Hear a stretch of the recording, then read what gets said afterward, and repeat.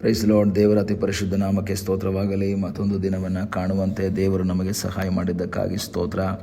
ಆತನು ಮಾಡಿದೆಲ್ಲ ಉಪಕಾರಗಳಿಗಾಗಿ, ಆಶೀರ್ವಾದಗಳಿಗಾಗಿ ಸ್ತೋತ್ರ. ಇಂದಿನ ವೇದ ಅಧ್ಯಯನಕ್ಕಾಗಿ ಒಂದು ವಾಕ್ಯವನ್ನು ಓದಿಕೊಳ್ಳೋಣ. ಕೀರ್ತನೆ 32 10ನೇ ವಾಕ್ಯ. ದುಷ್ಟರಿಗೆ ಅನೇಕ ಕಷ್ಟ ನಷ್ಟಗಳು ಉಂಟಾಗುವವು, ಆದರೆ ಯೆಹೋವನಲ್ಲಿ ಭರವಸೆವಿಟ್ಟವರನ್ನು ಆತನ ಕೃಪೆಯು ಆವರಿಸಿಕೊಳ್ಳುವುದು. ದಾವೀದನು ಬರಿತಾ ಇರುವಂತಹ ಒಂದು ಕೀರ್ತನೆ. ಅದರಲ್ಲಿ ಪ್ರತ್ಯೇಕವಾಗಿ ತನ್ನ ಜೀವಿತದ ಮಾರ್ಗಗಳನ್ನೆಲ್ಲ ಹೇಳಿ ದೇವರು ನಮ್ಮನ್ನು ಉಪದೇಶಿಸಿ ನಡೆಯಬೇಕಾದ ಮಾರ್ಗವನ್ನು ತಿಳಿಸ್ತಾನೆ. ಇದೆಲ್ಲವನ್ನು ಹೇಳಿದ ನಂತರ ದುಷ್ಟರಿಗೆ ಅನೇಕ ಕಷ್ಟ ನಷ್ಟಗಳು ಉಂಟಾಗುವು. ಹಾಗಾದರೆ ಭಕ್ತರಿಗೆ ಕಷ್ಟ ನಷ್ಟಗಳು ಬರೋದಿಲ್ವಾ? ದುಷ್ಟರಿಗೆ ಕಷ್ಟಗಳು ಬರುತ್ತೆ, ನಷ್ಟಗಳು ಬರುತ್ತೆ. ಹಾಗಾದರೆ ಭಕ್ತರಿಗೆ ಬರಲ್ವಾ? ಕೆಲವು ಟೈಮಲ್ಲಿ ಅನೇಕರು ಹೇಳ್ತಾರೆ, ನಿನ್ನ ಜೀವಿತದಲ್ಲಿ ಕಷ್ಟ ಬಂದರೆ, ನಿನ್ನ ಜೀವಿತದಲ್ಲಿ ನಷ್ಟ ಬಂದರೆ ಅದು ದೇವರು ಕೊಟ್ಟಿದ್ದಲ್ಲ, ಸೈತಾನ್ ಕೊಟ್ಟಿದ್ದು, ಅದು ಶಾಪ, ಆ ಶಾಪ ಮುರಿಬೇಕು, ಈ ರೀತಿಯಲ್ಲೆಲ್ಲ ಮಾತಾಡುವಂತಹ ವ್ಯಕ್ತಿಗಳನ್ನು ನಾವು ನೋಡ್ಬೋದು. ಆದರೆ ದೇವರ ವಾಕ್ಯವನ್ನು ಸ್ಪಷ್ಟವಾಗಿ ಕಲಿಬೇಕಾದ್ರೆ ದುಷ್ಟರಿಗೆ ಮಾತ್ರವಲ್ಲ, ಶಿಷ್ಟರಿಗೂ ಸಹ ಕಷ್ಟ ನಷ್ಟಗಳು ಬರ್ತದೆ. ಶಿಷ್ಟರಿಗೂ ಸಹ ಇಕ್ಕಟ್ಟಿನ ಪರಿಸ್ಥಿತಿಗಳು ಬರ್ತದೆ, ಕೊರತೆಗಳು ಬರ್ತದೆ, ಸಮಸ್ಯೆಗಳು ಬರ್ತದೆ. ಅವರ ಜೀವಿತದಲ್ಲಿ ವೇದನೆಯ ಅನುಭವಗಳು ಬರ್ತದೆ. ಅನೇಕ ಭಕ್ತರುಗಳನ್ನು ನೋಡ್ತೀವಿ, ಕಷ್ಟ ನಷ್ಟಗಳನ್ನು ಅನುಭವಿಸಿದಂತಹ ಭಕ್ತರುಗಳು. ನಾವು ಮುಖ್ಯವಾಗಿ ನೋಡಬೇಕಾದ್ರೆ ಯೋಬನ ಜೀವಿತದಲ್ಲಿ ಬಂದದ್ದು ಅದು ಕಷ್ಟ ನಷ್ಟಗಳಿಗೆ ಲೆಕ್ಕವೇ ಇರಲಿಲ್ಲ. ದಾವೀದ ಇಲ್ಲಿ ಹೇಳ್ತಾನೆ, ದುಷ್ಟರಿಗೆ ಕಷ್ಟ ನಷ್ಟಗಳು ಬರ್ತದೆ. ಆದರೆ ಯೋಬನ ಬಗ್ಗೆ ಬೈಬಲ್ ಹೇಳ್ತದೆ, ಅವನು ಯೆಹೋವನಲ್ಲಿ ಭಯಭಕ್ತಿಯುಳ್ಳವನಾಗಿದ್ದನು, ಕೆಟ್ಟದ್ದನ್ನು ನಿರಾಕರಿಸುತ್ತಾ ನಿರ್ದೋಷಿಯಾಗಿ ನೀತಿವಂತನಾಗಿ ಯಥಾರ್ಥ ಚಿತ್ತನಾಗಿ ಜೀವಿಸ್ತಾ ಇದ್ದಂತಹ ಯೋಬನ ಜೀವಿತದಲ್ಲಿ ನಷ್ಟಗಳು ಬಂತು, ಕಷ್ಟಗಳು ಬಂತು. ಹಾಗಾದರೆ ದುಷ್ಟರಿಗೆ ಮಾತ್ರ ಅಲ್ಲ ಕಷ್ಟ ನಷ್ಟಗಳು ಬರೋದು, ದೇವರ ಮಕ್ಕಳಿಗೂ ಕಷ್ಟ ನಷ್ಟಗಳು ಬರ್ತದೆ, ಭಕ್ತರಿಗೂ ಕಷ್ಟ ನಷ್ಟಗಳು ಬರ್ತದೆ.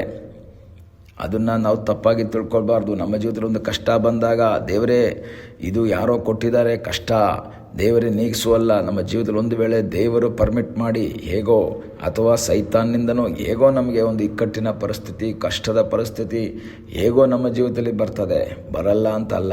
ಆದರೆ ದಾವೀದನು ಹೇಳುವಂಥ ಒಂದು ಮಾತಿದೆಯಲ್ಲ, ಆದರೆ ಯೆಹೋವನಲ್ಲಿ ಭರವಸೆವಿಟ್ಟವರನ್ನು ಆತನ ಕೃಪೆಯು ಆವರಿಸಿಕೊಳ್ಳುವುದು. ಇದು ಬಹಳ ಪ್ರಾಮುಖ್ಯ. ಕಷ್ಟ ನಷ್ಟ ಇಲ್ಲ ಅಂತಲ್ಲ, ದುಷ್ಟರಿಗೆ ಕಷ್ಟ ಬರುತ್ತೆ, ದೇವರ ಮಕ್ಕಳಿಗೂ ಕಷ್ಟ ಬರುತ್ತೆ, ಅವ್ರಿಗೂ ನಷ್ಟ, ನಮಗೂ ನಷ್ಟ. ಆದರೆ ಅವರಿಗಿಲ್ಲದೆ ಇರುವಂತಹ ಒಂದು ಸಹಾಯ ನಮ್ಮ ಮೇಲಿದೆ. ಆತನ ಕೃಪೆ ನನ್ನ ಮೇಲೆ ಆವರಿಸಿಕೊಳ್ಳುವುದು. ಕಷ್ಟದ ಮಧ್ಯದಲ್ಲಿ, ವೇದನೆಯ ಮಧ್ಯದಲ್ಲಿ ದೇವರ ಕೃಪೆ ನನ್ನನ್ನು ಬಲಪಡಿಸುವಂಥದ್ದು, ದೇವರ ಕೃಪೆ ನನ್ನನ್ನು ಧೈರ್ಯಪಡಿಸುವಂಥದ್ದು, ದೇವರ ಕೃಪೆ ನನ್ನನ್ನು ದೃಢವಾಗಿ ನಿಲ್ಲುವಂತಹ ಮಾಡುವಂತಹ ಕಾರ್ಯವಾಗಿದೆ. ಒಂದು ಸಾರಿ ಕಷ್ಟವನ್ನು ಅನುಭವಿಸ್ತಾ ಇರುವಂತಹ ಪೌಲ ದೇವರ ಸನ್ನಿಧಾನದಲ್ಲಿ ಪ್ರಾರ್ಥನೆ ಮಾಡ್ತಾನೆ. 2 ಕೊರಿಂಥದಲ್ಲಿ ಓದ್ತೀವಿ ನಾವು. ಅಲ್ಲಿ ಪೌಲ ಕೇಳ್ತಾನೆ, ಸ್ವಾಮಿ, ನನ್ನ ಜೀವಿತದಲ್ಲಿ ಕಷ್ಟ ಇದೆ, ನನಗೆ ಶೂಲ ಇದೆ, ನನಗೆ ಚುಚ್ತಾ ಇದೆ, ಈ ಪೀಡೆ ನನ್ನನ್ನು ವೇದನೆ ಪಡಿಸ್ತಾ ಇದೆ, ಈ ಪೀಡೆ ನನ್ನಿಂದ ತೊಲಗಿಸು ಸ್ವಾಮಿ, ನನ್ನಿಂದ ಈ ಪೀಡೆಯನ್ನು ತೆಗೆದಾಕು, ಈ ಕಷ್ಟ ನನ್ನ ಕೈಲಿ ಆಗ್ತಾ ಇಲ್ಲ, ಸೇವೆಗೆ ಹೋಗೋಕ್ಕಾಗ್ತಾ ಇಲ್ಲ, ಸೇವೆ ಮಾಡೋಕ್ಕೆ ಹೋಗ್ಬೇಕಾದ್ರೆ ಅನೇಕ ರೀತಿಯ ಸಮಸ್ಯೆಗಳಿವೆ, ಈ ಶೂಲ, ಈ ಪೀಡೆ ನನ್ನಿಂದ ತೆಗೆದಾಕು. ಆದರೆ ದೇವರು ಹೇಳ್ತಾ ಇದ್ದಾರೆ, my grace is sufficient for the, ನನ್ನ ಕೃಪೆ ನಿನಗೆ ಸಾಕು. ಪೌಲನೇ, ನಿನ್ನ ಈ ಪೀಡೆ, ನಿನ್ನ ಜೀವಿತದಲ್ಲಿರುವಂಥ ಈ ಶೂಲ ನೀಗಿಸಲ್ಲ ನಾನು, ಅದನ್ನು ಕೃಪೆಯಿಂದ ನಾನು ಆವರಿಸ್ಬಿಡ್ತೀನಿ, ಅಥವಾ ಅದನ್ನು ಸಹಿಸ್ಕೊಳ್ಳುವಂಥ ಕೃಪೆಯನ್ನು ನಾನು ನಿನಗೆ ಕೊಟ್ಬಿಡ್ತೀನಿ. ನಿನಗೆ ಆ ಕೃಪೆ ಬಂದ ಕೂಡಲೇ ಆ ವೇದನೆ ನಿನಗೆ ವೇದನೆಯಾಗಿ ಅನಿಸಲ್ಲ, ಆ ಒಂದು ಕಷ್ಟ ನಿನಗೆ ಕಷ್ಟವಾಗಿ ಅನ್ನಿಸಲ್ಲ. ಈ ಬೆಳಗ್ಗೆ ಕಷ್ಟಗಳ ನಷ್ಟಗಳ ಮೂಲಕ ಹಾದು ಹೋಗುವಂಥ ದೇವರ ಮಗುವೆ, ನಿನ್ನ ಜೀವಿತದಲ್ಲಿ ಅದ್ಭುತವನ್ನು ಮಾಡುವ ಸರ್ವಶಕ್ತನಾದ ಒಬ್ಬ ದೇವರಿದ್ದಾನೆ.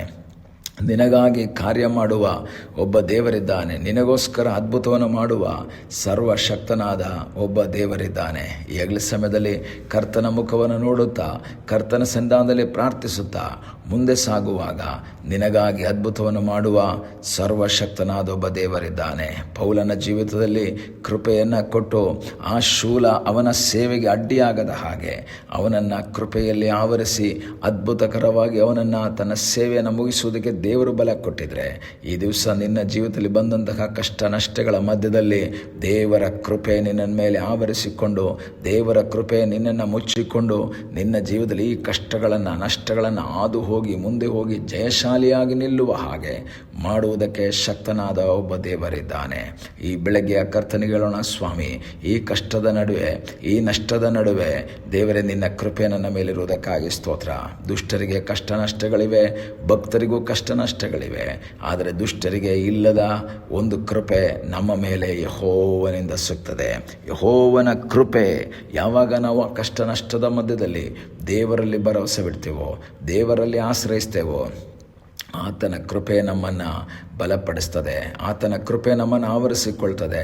ಕಷ್ಟದ ನಡುವಿನಲ್ಲಿಯೂ ಧೈರ್ಯವಾಗಿ ದೃಢವಾಗಿ ನಿಂತು ಜಯಶಾಲಿಗಳಾಗುವ ಹಾಗೆ ಆ ಕೃಪೆ ನಮಗೆ ಸಹಾಯ ಮಾಡುವುದಾದರೆ ಈ ಬೆಳಗ್ಗೆ ಕರ್ತನಿಗೆ ಹೇಳೋಣ, ಸ್ವಾಮಿ, ಆ ಕೃಪೆ ನನಗೆ ಬೇಕಪ್ಪ, ಆ ಕೃಪೆಯಿಂದ ನನ್ನನ್ನು ತುಂಬಿಸು, ನಿನ್ನ ಕೃಪೆಯಿಂದ ನನ್ನನ್ನು ಆವರಿಸಿಕೋ ಎಂಬುದಾಗಿ ದೇವರ ಸನ್ನಿಧಾನದಲ್ಲಿ ಪ್ರಾರ್ಥನೆ ಮಾಡೋಣ. ನಮ್ಮನ್ನು ಬಹಳವಾಗಿ ಪ್ರೀತಿ ಮಾಡುವ ಪರಲೋಕದ ತಂದೆಯಾದ ದೇವರೇ, ಈ ಸಮಯಕ್ಕಾಗಿ ಸ್ತೋತ್ರ. ಈ ಸಮಯದಲ್ಲಿ ಮತ್ತೊಂದು ಆವರ್ತಿ ನಿನ್ನ ಸನ್ನಿಧಾನದಲ್ಲಿ ನಾವು ಬಂದಿದ್ದೇವೆ. ತಲೆಬಾಗಿರುವಂತಹ ನಿನ್ನ ಮಕ್ಕಳಿಗಾಗಿ ಸ್ತೋತ್ರ. ನಿನ್ನ ಮಕ್ಕಳೆಲ್ಲರನ್ನ ಆಶೀರ್ವಾದ ಮಾಡು. ಕಷ್ಟ ನಷ್ಟಗಳ ಮೂಲಕ ವೇದನೆಯಲ್ಲಿ ಹಾದು ಹೋಗ್ತಾ ಇರುವಂಥ ವ್ಯಕ್ತಿಗಳಿದ್ದರೆ ನಿನ್ನ ಕೃಪೆ ಅವರಲ್ಲಿ ಆವರಿಸಿಕೊಳ್ಳಲಿ ಅಪ್ಪ. ನಿನ್ನ ಕೃಪೆಯಿಂದ ಅವರನ್ನು ಮರೆ ಮಾಡಿ ನಡೆಸುವುದಾಗಿ ನಾವು ಪ್ರಾರ್ಥಿಸ್ತೇವೆ. ಪ್ರಾರ್ಥನೆಯನ್ನು ಕೇಳಿದ್ದಕ್ಕಾಗಿ ನಿನಗೆ ಸ್ತೋತ್ರ. ಯೇಸುವಿನ ಮುದ್ದಾದ ಹೆಸರಿನಲ್ಲಿ ಬೇಡಿಕೊಳ್ಳುತ್ತೇವೆ ತಂದೆಯೇ, ಆಮೇನ್. God bless you.